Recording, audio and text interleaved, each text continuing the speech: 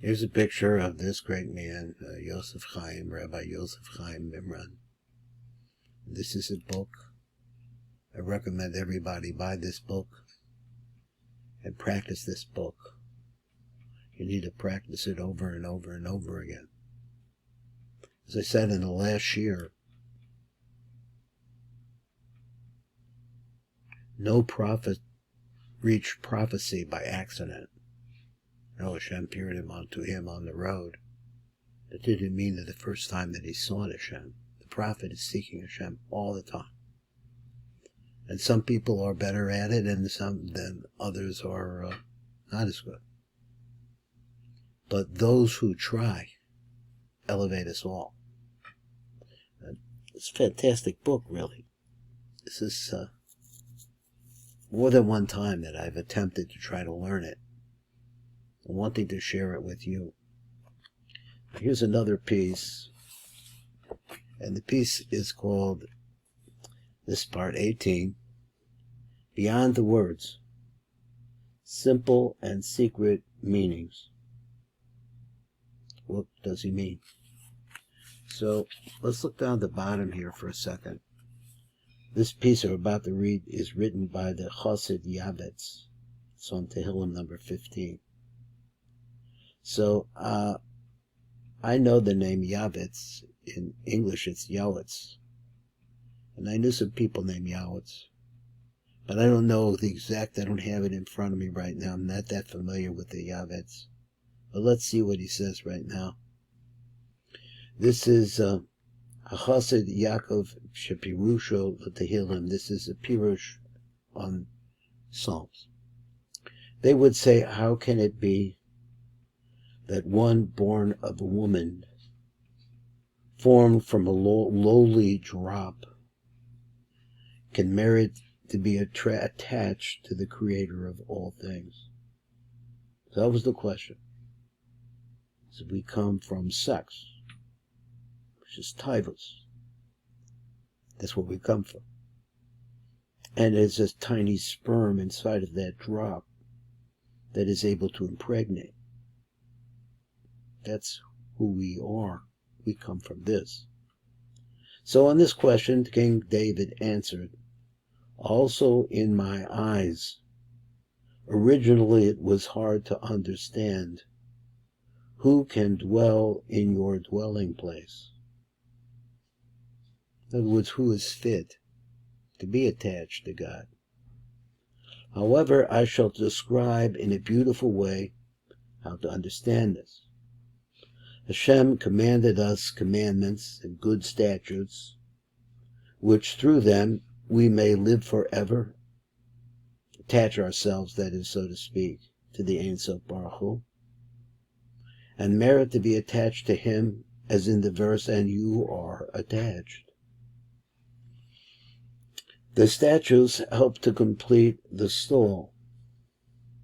The man who merits to keep the Torah will connect his lower soul with his spirit, and in turn his spirit with his higher soul, and his higher soul with Hashem, as it says, and the soul of my master will be tied up with the source of light, life, Hashem. Now, what do we mean to say here? So he says you have to look at this over the centuries. Our great sages have written many priceless interpretations and commentaries explaining simple meanings of the words of our Holy Torah. Nevertheless, if you are unable to look beyond such interpretations and so cannot recognize the reality which the words point, then you are missing the deeper and essential reality of the Torah itself. The way to elevate, increase your level of understanding is not to get particularly stuck on the simple interpretation of the words. Rather, understand that the words are more than just the means to an end. Not unlike a signpost, it points beyond itself. For example, the word grape isn't a grape. You can study and talk about grapes for as long as you like, but you won't really know what it is until you taste it. After you have tasted it, the word becomes less important to you. So you won't be attached to it anymore. Similarly, you can talk or think about God continuously for the rest of your life. Does that mean you know or have even glimpsed the reality which the word points? The reverse also applies. If for whatever reason you dislike the word grape, that might prevent you from ever tasting it. If you had a strong aversion to the word God, you may be denying not just the word, but also the reality to which it points. You could be cutting yourself off from the possibility of experiencing that reality.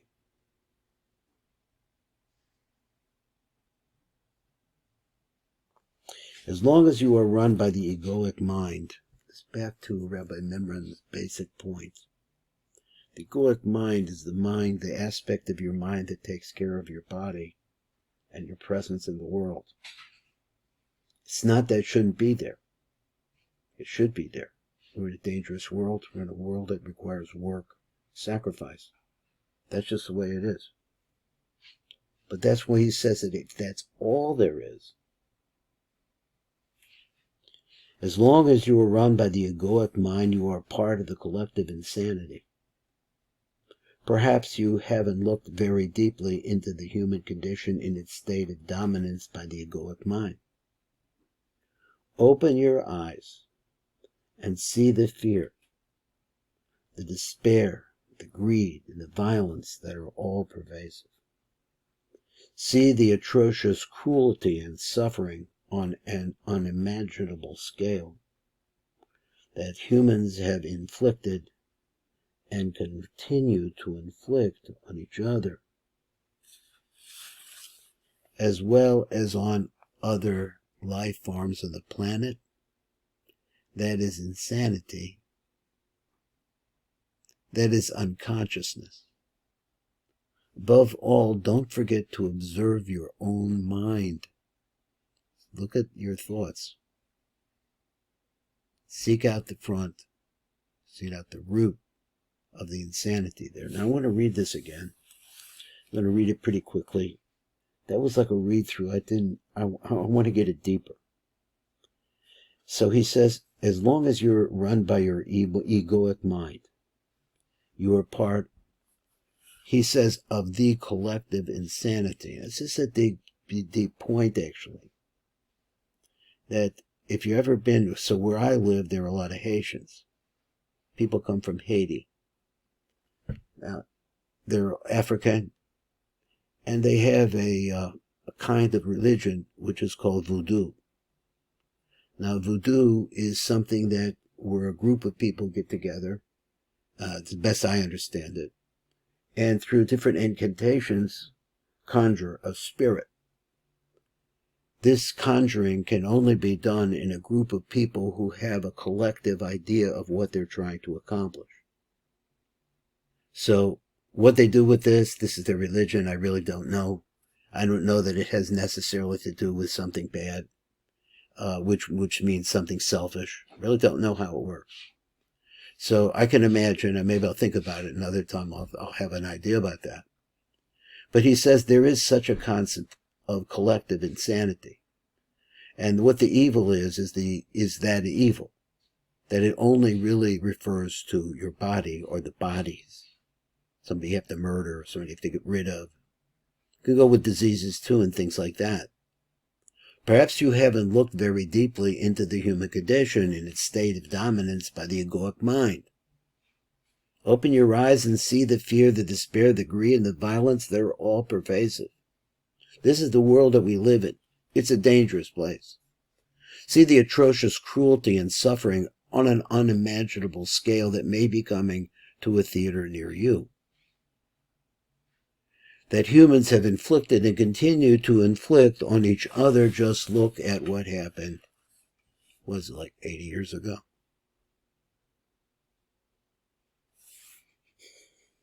As well as on other life forms on the planet. We butcher and kill. Remember the buffalo in the West? West? They just butchered them. But we do that with everything. That is in fact insanity. Tearing the world apart. That is really unconsciousness.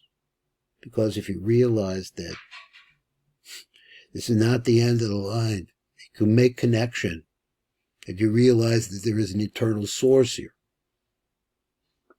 At any rate, above all, don't forget to observe your own mind. That's what he wants to say. To think right now, take a moment and watch what you're thinking. Seek out the root of the insanity there.